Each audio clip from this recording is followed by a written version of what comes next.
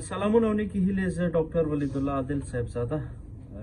هندوستان واد څخه یو ځل بیا ستاسو په چوپړ کې نننۍ موضوع زموږ بیا هم کووډ-19 کرونا وایرس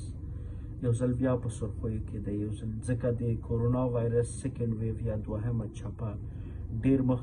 په تیزی سره روان دی د اول چپې نه هم نن سبا ډیر په پیک حالت کې دی ډیر زیات کیسونه لرو په هندوستان کې حتی دومره کیسونه لرو چې نن سبا د اکسیجن او د بیډ شارټیج دی په شفاخانو کې دلته ډیر زیات په مشکلات سره مخ ډیر زیات ډیرې ناروغان لرو دې کې ځینې پوښتنې دي چې هغه باید ځواب شي د خصوصا د افغانستان نه زموږ ډیرې ملګري دي چې دا پوښتنې کوي چې باید هغه ځواب شي راځو پښتنو ته اولنې پښتنه هيا د دغه کووډ-19 دوهمه څپه چې د کرونا وایرس د اول څپې د هغې نه د هغې سټرین او د دې سټرین ترمنځ فرق شته او کنه او څه فرق لري د دې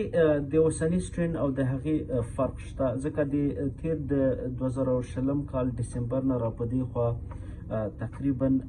15 ټایپ اف ویرینټ پیژندل شوي دي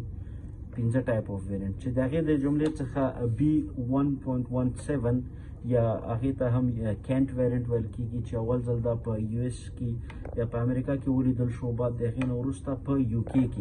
چې نن سبا په ټول نړۍ کې 90% همدغه کینټ ویرینټ یا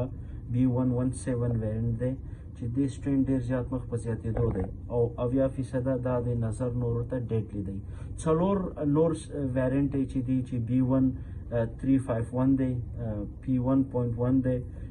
B1.427 and B1.429 دی هغه ویرینټونه دي چې کم لیدل شوي دي دا ډیفرنس دی بل دا دی چې درې واړه د دې سټرینونو د دې ویرینټونو درې داسې جینیټیک میوټیشنونه چې هغه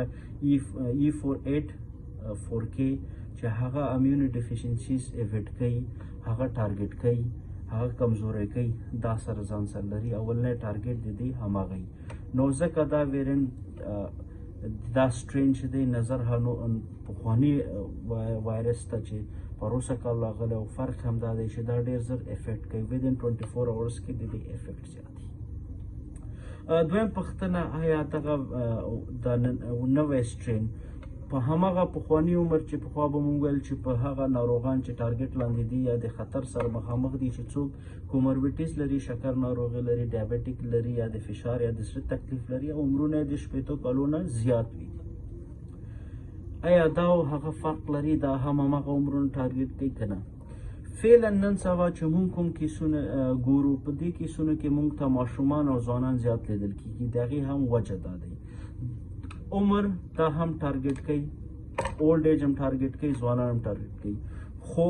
نن سبا اولډ ایج کم دی ځکه د هغې وجه دا دی چې په هندوستان کې چې کله هم واکسین شروع شوی په اولډ ایج د اباو 45 ایج نه چې څومره د 45 نه زیات عمر خلک دي هغوی ته واکسین ورکړل شو نو د هغې یو وجه دا دی چې د کرونا وایرس په زیات عمر خلکو کې دا سټرین مخ په کمیدو شو دویم ځوان طبقه ځکه زیات ټارګټ لاندې دی ځکه هغې موومنټ زیات دی کیر هغې زیات نه دی کړی هغه ایکسپوژر لاندې زیات دی نو د دې وجې نه ځوان طبقه نن سبا د ټارګټ لاندې دی هغه زیات ناروغېږي ځکه چې زموږ دا د تیر یو نیم کال نه چې کله نه هم کووډ-19 راغلی همدا سوچ دی چې په اولډ ایج ټارګټ لاندې دی نو موږ هغه ډېر سیف ساتلی دي او ځوانانو کیر نه دی کړی چې ځوانانو باندې اثر نه کوي نو ځکه ځوانان چې دي نن سبا د ټارګټ لاندې دي د خطر د ځوانانو زیات دی او سپین ږیري چې دي هغوی واکسینیټ شوي خو اما که کوم هغه په ځایونو کې یا هغه ممالکو کې چې سپین ږیري واکسین شوي نه یا د هغو خلکو عمرونه چې زیات دي واکسین شوي نه دي هغوی هم د خطر لاندې دي هماغسې چې د اول نه کووډ-19 راغلی اوسه پورې هماغه سیم دی هغوی دپاره خطر زنګ هماغه یو حالت کې دی فرق نه دی کړی نو هغوی د هماغه احتیاطونه چې پخوانه احتیاط کولو هماغه احتیاط دی اوس هم کوي راځو دریم د واکسین باره کې چې مونږ نه ډېرې پوښتنې کوي آیا مونږ واکسین وکړو او که ونه کړو واکسین سیف دی او که نه دی سیف واکسین کې چېرته تاسو ته چانس وي زمینه مساعد د واکسین وکړئ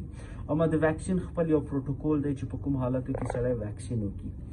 هغه ناروغان چې که چېرته په کووډ اخته وي د هغوی کووډ پازیټیو وي نو نه باید تر 3 میاشتو باید هغوی صبر وکړي. 3 میاشتو نه باید خپل انټي باډي ټیسټ وکړي. انټي باډي ټیسټ نه بعد چې د هغوی انټي باډي لیول چک شي هغې نه باید واکسین وشي. د واکسین د اول ډوز نه بعد باید تر 28 ورځو پورې چې کله هم تاسو اول ډوز واکسین کوئ نو 28 ورځو پورې باید ځانونه مونیټر کړئ. څه لازمي ټیسټونه باید وکړي خپل ځان ریسرچ دپاره یا دولت ریسرچ دپاره خپل ځان انډر ابزرویشن کې دي چې څومره تغییرات راځي.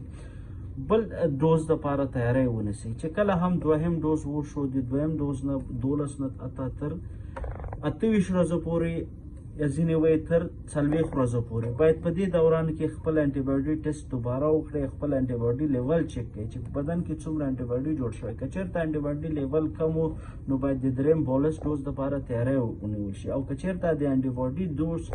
برابر و نو دریم ډوز دپاره ضرورت نشته. دلته مشکل اوس دا دی که چېرته تاسو ته د اول ډوز زمینه مساعد وي او هلته دویم ډوز زمینه مساعد نه وي نو په دې حالت کې بیا واکسین کول لازمي نه دی. پرېږدئ چې هغه شخص چې یو ځل واکسین یې کړی دویم ډوز باید هغوی ته پرېږدو. مشکل همدا دی که تاسو که چېرته هر سنټر ته ځئ واکسین دپاره باید دغه څیزونه تاسو په نظر کې ونیسئ چې هیا زه واکسین لګوم زه دغه واکسین فالو اپ کولی شم خپل انټي باډي چک کولی شم یا ریسرچ دپاره یا د ځان دپاره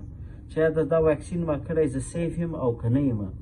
ځکه چې موږ دلته واکسین کوو واکسین دا سوچ دی چې ما واکسین وکړلو زه سیف یم بیا ماسک هم ایسته کوو هغه پریکاشن چې دی هغه هم نه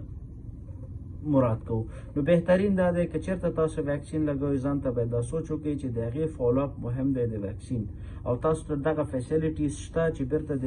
اول دوز نه بعد دویم دوز ولګوئ. دویم دوز نه بعد تاسو باید انټي باډي چک کړئ او دریم دوز لپاره تیاری ونیسئ. نو که چېرته تاسو ته دا زمینه مساعد وي تاسو باید واکسین وکړئ او که چېرته یوازې صرف د ډوز 1 تاسو زمینه مساعد وي او د ډوز دویم او دریم ډوز تاسو ته مساعد نه وي نو بیا بهتره دی چې واکسین ونه کړئ. پرېږدئ چې هغه مستحق کس ته هغه واکسین ورسېږي. مننه.